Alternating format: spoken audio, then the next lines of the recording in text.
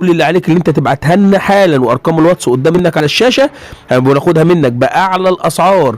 وعندنا مناديب في جميع المحافظات يوصلوا لك اينما كنت في جميع محافظات مصر. عندنا مناديب تستلم منك العملات اللي موجوده معاك. لو معاك اي عمله قديمه في بيتك زي العملات اللي موجوده قدام منك دي، بناخدها باعلى الاسعار، واسعارها غاليه جدا.